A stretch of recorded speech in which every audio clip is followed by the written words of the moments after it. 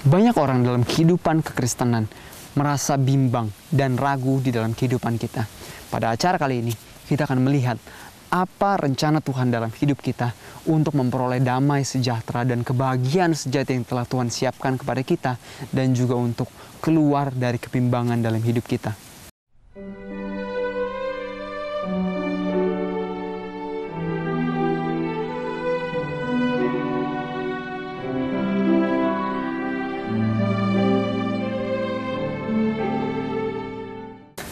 Pada acara kebahagiaan sejati kali ini, kita akan melihat rencana Tuhan dalam hidup kita. Kita akan membaca dalam buku Kebahagiaan Sejati dalam pasal yang ke-12 dalam judul Kebimbangan. Sebelum kita memulai acara ini, mari kita tundukkan kepala kita dan meminta tuntunan dari Roh Kudus. Mari kita berdoa. Bapa di surga, kami rindu untuk kembali mendengar akan suara-Mu. Karena kami percaya ya Tuhan, kehendak-Mu adalah damai sejahtera yang akan dapat membawa kebahagiaan di dalam kehidupan kami. Ajari kami Tuhan untuk lebih berserah lagi, lebih siap lagi untuk mau mendengar dan melakukan akan firman-Mu saja. Terima kasih Tuhan, dalam nama Yesus kami berdoa mengucap syukur.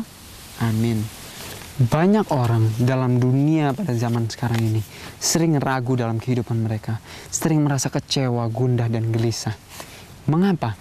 Karena sering kali mereka gampang untuk terhasut dalam keraguan-raguan. Di dalam Alkitab, banyak hal yang tidak dapat diterangkan ataupun tidak dapat dipahami. Dan setan menggunakan hal ini untuk mengguncangkan iman mereka atas Alkitab itu sebagai sebuah wahyu yang datang dari Tuhan. Banyak dari kita yang sering kali mulai meragukan apa yang firman Tuhan katakan. Setan menggunakan itu untuk mengguncangkan iman dari orang lain. Banyak orang yang bertanya, bagaimana mungkin ini adalah firman dari Tuhan? Jika Alkitab adalah firman Tuhan, bagaimana saya bisa bebas dari kebimbangan? Kita akan menjawab pertanyaan-pertanyaan tersebut dan kebimbangan dalam kehidupan Anda pada acara kali ini. Tuhan tidak pernah meminta kita untuk mempercayai tanpa diberikan bukti yang cukup atas mana iman kita didasarkan. Iman kita harus dialaskan atas bukti dan bukan hanya pertunjukan. Orang-orang yang ingin bimbang mempunyai kesempatan untuk itu. Sedangkan orang-orang yang sungguh-sungguh ingin mengetahui kebenaran akan memperoleh banyak bukti atas mana mereka meletakkan iman mereka. Firman Tuhan sama seperti sifat dari pengarangnya, yaitu adalah Tuhan sendiri. Dia mengandung rahasia-rahasia yang tidak akan pernah dapat dipahami sepenuhnya oleh makhluk yang fana. Bagaimana masuknya dosa di dalam dunia ini, bagaimana penjelmaan dari Kristus, bagaimana pembaharuan dari sebuah kehidupan, bagaimana kebangkitan, dan banyak lagi pokok-pokok lainnya yang dituliskan dalam Alkitab, namun seringkali masih menjadi rahasia di dalam kehidupan kita. Akan tetapi, kita tidak punya alasan untuk meragukan firman tersebut, karena kita tidak mengerti rahasia-rahasia dari takdirnya. Rasul Paulus bahkan menyatakan dalam kitab suci, ada hal-hal yang sukar untuk dipahami, sehingga orang-orang yang tidak memahaminya, yang tidak teguh imannya, memutarbalikannya, sehingga itu menjadi kebinasaan bagi diri mereka sendiri. Dalam 2 Petrus 3 ayat 16.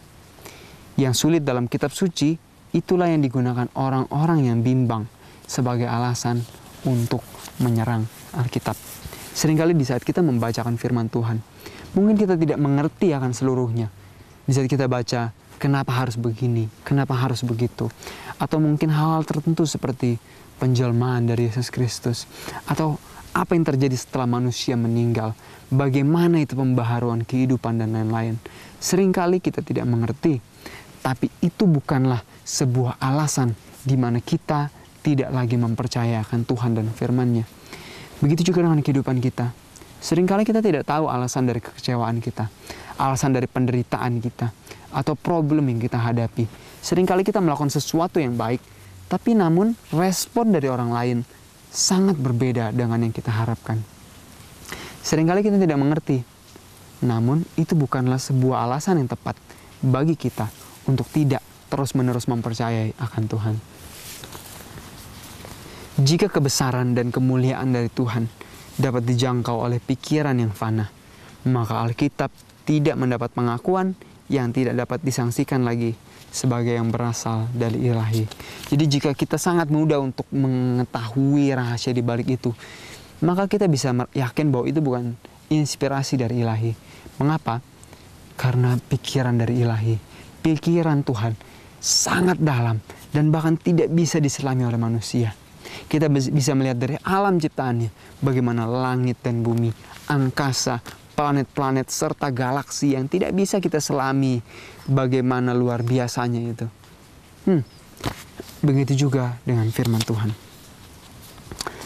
Maka dari itu, ada baiknya jika kita semakin rajin untuk mempelajari firman Tuhan, serta menyelidiki segala sesuatu, dan tetap yakin bahwa segala yang tersembunyi itu ada di dalam diri dari Tuhan kita.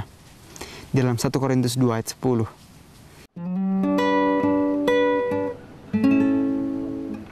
1 Korintus 6 ayat 19 dan 20.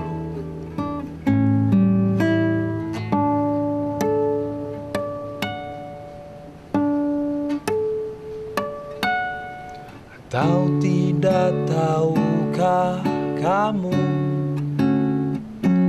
bahwa tubuhmu adalah bait Roh Kudus yang diam di dalam kamu, Roh Kudus yang kamu peroleh dari Allah, dan bahwa kamu bukan milik kamu sendiri.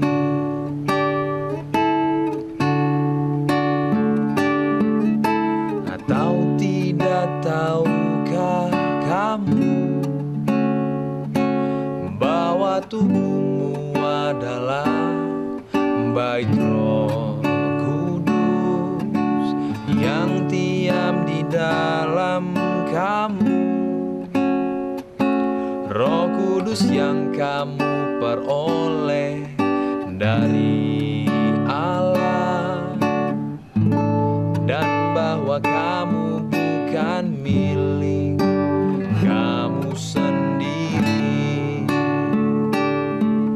Sebab kamu telah dibeli dan harganya telah lunas dibayar. Karena itu muliakanlah Allah dengan tubuhmu.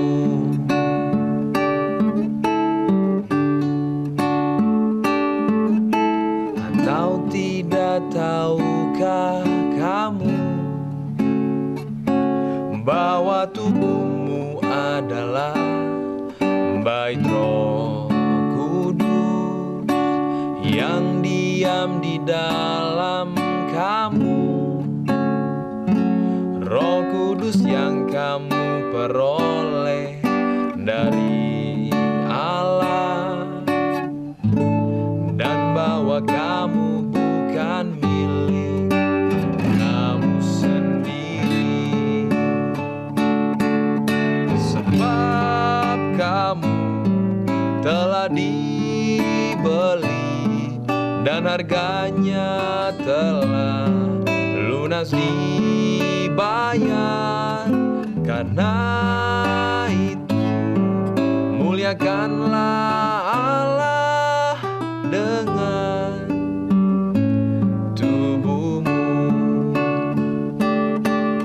Sebab kamu telah dibeli dan harganya telah lunas dibayar. Karena itu muliakanlah Allah dengan tubuhmu. 1 Korintus 6 ayat 19 dan 20. Dengan cara apa setan berusaha untuk mengacaukan pikiran kita? Setan akan berusaha untuk mengacaukan pikiran kita dengan membawa hal-hal yang menurut kita tidak mungkin, dan kita mulai membuat perspektif kita sendiri, mengambil itu menjadi perspektif kita sendiri, pendapat kita sendiri, dengan ditambahkan keangkuhan serta pertimbangan dari manusia kita yang fana ini. Seringkali kita menjelaskan sesuatu yang sebetulnya tidak sebegitulah yang Tuhan ingin katakan. Banyak orang yang mengira bahwa tanpa dibantu mereka akan mampu dan cukup bijaksana untuk memahami kitab suci. Lalu setelah mereka gagal, mereka mulai menyangkal akan kuasanya. Memang benar, banyak teori dan doktrin populer yang disangka berasal dari kitab suci, padahal tidak mempunyai dasar sama sekali.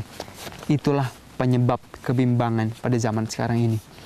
Banyak orang yang bertanya kepada saya, Charlie, kenapa sih ada banyak orang yang mengaku umat Tuhan, tapi berasal dari gereja yang berbeda-beda, dari denominasi yang banyak sekali.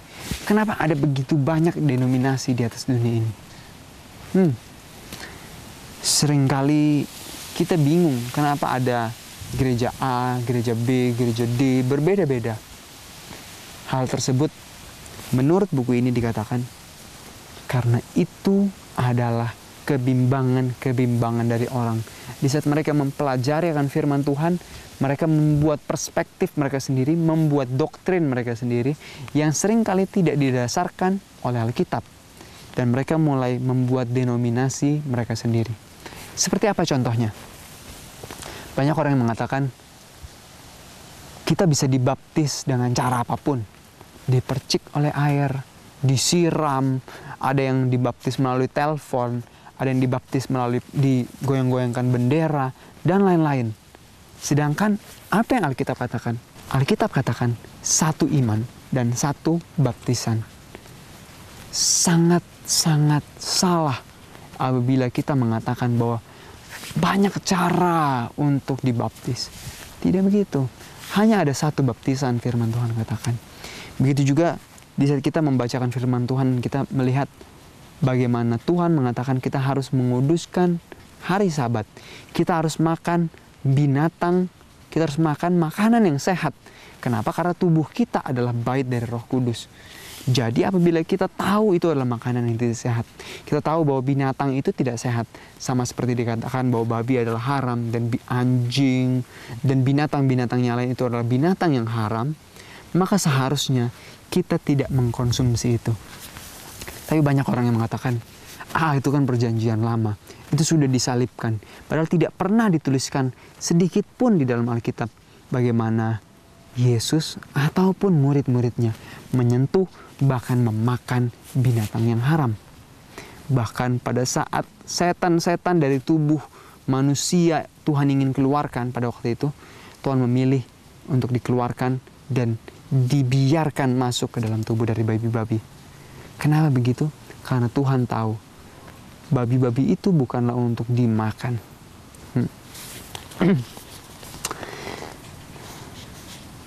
Jadi kita mengetahui ada sebuah kekacauan yang besar yang sedang terjadi di dunia kekristenan pada zaman ini. Seringkali doktrin satu dengan lain dicampur adukan, sehingga tidak sama dan tidak memiliki dasar di dalam Alkitab. Hal ini harus kita perhatikan dengan sungguh-sungguh.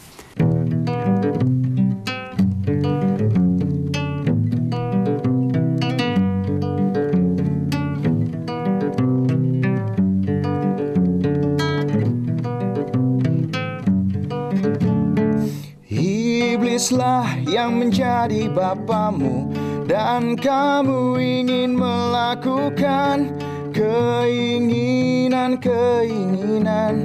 bapamu. Ia adalah pembunuh manusia sejak semula, dan tidak hidup dalam kebenaran, sebab di dalam Dia tidak ada kebenaran.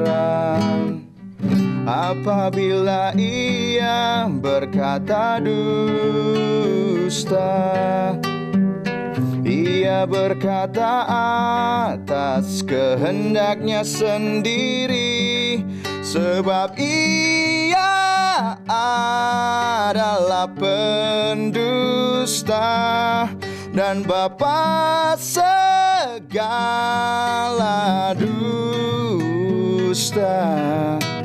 Iblislah yang menjadi bapamu, dan kamu ingin melakukan keinginan-keinginan bapamu.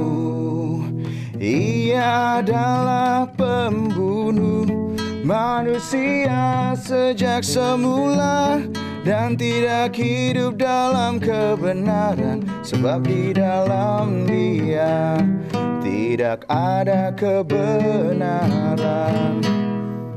Apabila ia berkata dusta,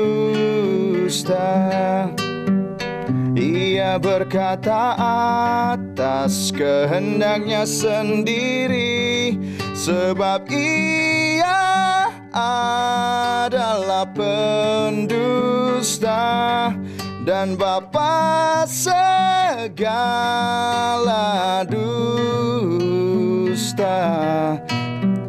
Apabila ia berkata dusta, ia berkata atas kehendaknya sendiri, sebab ia adalah pendusta dan bapa segala dusta. Sebab ia adalah pendusta dan bapa segala dusta. Yohanes 8 ayat 44. Dan janji juru selamat kepada pengikutnya adalah, tetapi apabila ia datang, yaitu Roh kebenaran, ia akan memimpin kamu ke dalam seluruh kebenaran. Sebab ia tidak akan berkata-kata dari dirinya sendiri, tetapi segala sesuatu yang didengarnya, itulah yang dikatakannya. Dan ia akan memberitakan kepadamu hal-hal yang akan datang. Ia akan memuliakan aku, sebab ia akan memberitakan kepadamu. Jadi jangan khawatir, jangan ragu. Apabila kita melihat sesuatu yang sepertinya tidak cocok dengan apa yang kita lakukan dengan Alkitab katakan, pastikan kita berdoa dan meminta tuntunan dari Roh Kudus. Karena Tuhan telah berjanji, Roh Kudus akan diberikan untuk menuntun kita kepada seluruh kebenaran. Bukan hanya sebagian kecil dari kebenaran. Bukan hanya kebenaran-kebenaran yang sepertinya tidak menyatu, tapi seluruh kebenaran. Dan kebenaran itu akan memerdekakan kita. Kebenaran itu akan mengubahkan kehidupan kita. Dan jangan lupa, kebenaran itu tidak lagi berkata-kata, berpikir dan bertindak berdasarkan keinginannya sendiri, tapi apa yang Tuhan inginkan dalam dirinya. Jadi apabila kita masih berkata-kata sesuai dengan keinginan kita sendiri, di saat kita bertindak sesuai dengan pemikiran kita sendiri, itu artinya Roh Kudus tersebut masih belum datang di dalam hidup kita. Karena Roh Kudus tidak lagi berbicara dalam dirinya sendiri. Namun, kita harus tetap waspada supaya kita jangan mendewakan akal pikiran yang tunduk kepada kelemahan dan kekurangan manusia. Tanpa bantuan dari Roh Kudus, kita selalu mungkin untuk memutarbalikkan Alkitab atau menyalah tafsirkannya. Apabila firman Allah dibuka tanpa disertai doa dan hormat, bila pikiran dan keinginan hati tidak ditetapkan kepada Allah atau belum sesuai dengan kehendaknya, pikiran itu digelapi oleh kebimbangan. Apabila orang tidak berusaha mencari hubungan yang harmonis dengan Tuhan di dalam firman dan perbuatan, betapapun terpelajarnya mereka, ada kemungkinan mereka akan salah dalam pengertian tentang kitab suci dan tidak aman mempercayai penjelasan-penjelasan mereka. Jadi, kita harus selalu berdoa sebelum kita membacakan firman Tuhan. Kenapa? Karena bahkan orang-orang yang terpelajar sekalipun, mereka bisa saja salah untuk mentafsirkan Alkitab. Kenapa? Karena dalam mentafsirkan Alkitab, dalam membacakan firman Tuhan, kita tidak bisa bergantung kepada akal pikiran kita sendiri. Tidak bisa bergantung kepada kepintaran kita. Tapi kita harus bergantung sepenuhnya kepada Tuhan. Betapapun mereka menyembunyikannya, sebab yang sesungguhnya dari kebimbangan dan keraguan pada umumnya adalah cinta terhadap dosa. Jadi apabila kita merasa kita ragu atau bimbang, ada beban dalam hidup kita, kebimbangan itu biasanya paling banyak muncul karena masih ada dosa yang tersimpan yang belum kita beritahukan kepada Tuhan. Masih ada dosa yang belum kita nyatakan kepada Tuhan. Pengajaran-pengajaran dan larangan-larangan dalam firman Tuhan tidak diindahkan oleh hati yang sombong, hati yang masih mencintai dosa, dan orang-orang yang tidak mau menurut perintah firman itu sudah siap untuk menyaksikan kuasanya. Kita harus mempunyai satu kerinduan yang tulus untuk mengetahui kebenaran. Apabila kita merasa dalam hidup kita bahwa seringkali kita ragu dan bimbang, marilah kita minta Tuhan dan kita mulai menyelidiki akan diri kita sendiri. Karena biasanya di saat hal tersebut terjadi, di saat kita bimbang, itu terjadi karena kita belum sepenuhnya berserah kepada Tuhan. Itu terjadi karena masih ada dosa yang tersimpan yang sulit untuk kita tinggalkan. Masih ada ego dan pemikiran kita sendiri. Masih ada kesombongan-kesombongan yang seringkali menghambat kita untuk melihat akan kuasa Tuhan. Dalam Yohanes 7:17 dikatakan, barang siapa mau melakukan kehendaknya, ia akan tahu entah ajaranku ini berasal dari Allah, entah aku berkata-kata dari diriku sendiri. Apabila kita mau melakukan kehendaknya, kita akan tahu dengan jelas dari mana kita berasal dan siapa yang memiliki kita. Daripada mencela dan menanyakan hal yang tidak kita pahami, ikutilah sinar yang bersinar atasmu, maka kita akan mendapatkan terang yang lebih besar lagi. Dengan anugerah Kristus, lakukanlah setiap kewajiban yang telah dijelaskan dalam pengertianmu, sehingga kita akan lebih mampu dan melaksanakan perkara yang sekarang kita sangsikan. Apabila kita masih merasa ragu, daripada kita mencela, daripada kita menyindir, mengkritik sesuatu yang kita tidak tahu dengan benar, mari kita hidupkan terang yang telah Tuhan berikan dalam hidup kita dan melakukan setiap kewajiban yang Tuhan berikan dengan penuh pengertian. Ada satu bukti yang terbentang bagi semua orang, kepada setiap orang terpelajar maupun yang buta huruf, yaitu adalah bukti pengalaman. Sebuah kesaksian bagaimana Tuhan telah memimpin di dalam kehidupan kita. Sebuah kesaksian itu akan menolong kita untuk kembali bangkit dari keraguan-raguan kita, dari permasalahan kita. Apabila Anda ragu dan bimbang pada saat ini, ingatlah akan janji Tuhan. Ingatlah akan apa yang Tuhan telah lakukan dalam hidup Anda di zaman-zaman yang terdahulu. Dan dengan mengingat pertolongan Tuhan, itu akan memampukan kita untuk berdiri teguh, untuk percaya sepenuhnya pada firman-Nya. Rasul Petrus menasihatkan supaya kita selalu bertumbuh dalam kasih karunia dan dalam pengenalan akan Tuhan dan Juru Selamat kita, Yesus Kristus. Terdapat dalam 2 Petrus 3:18. Dengan iman kita dapat memandang kepada akhir zaman dan memegang janji Allah untuk pertumbuhan pikiran, kemampuan manusia dipadukan dengan kuasa ilahi dan segenap kekuatan jiwa dihubungkan langsung dengan sumber terang itu. Kita dapat bergembira karena segala yang telah menggelisahkan kita akan semakin jelas kita pahami. Dengan iman,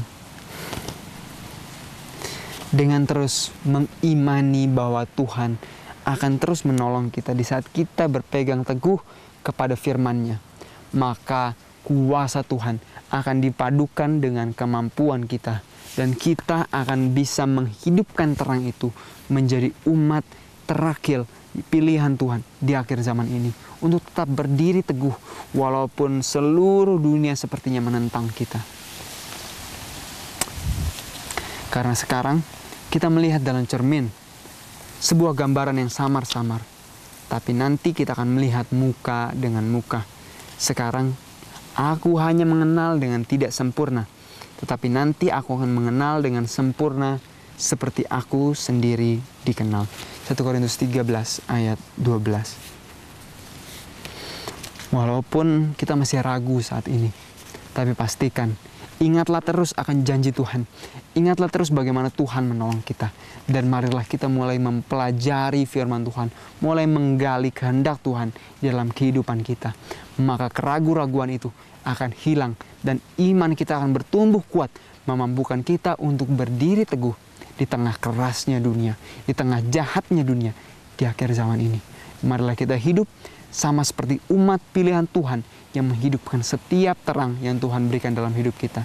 Tidak ada waktu lagi untuk ragu, tidak ada waktu lagi untuk bersedih dan mulai meragukan akan kuasa Tuhan.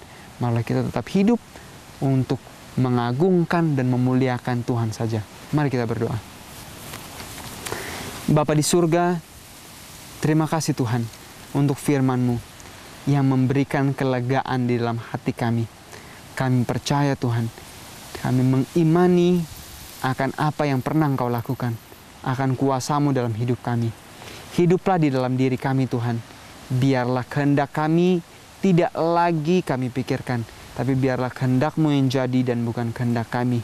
Tuhan, ajari kami untuk selalu berpegang teguh kepada firman-Mu, karena kami percaya firman-Mu memberikan kehidupan dan kebahagiaan di saat kami melakukannya. Dalam nama Yesus kami berdoa dan mengucap syukur. Amin.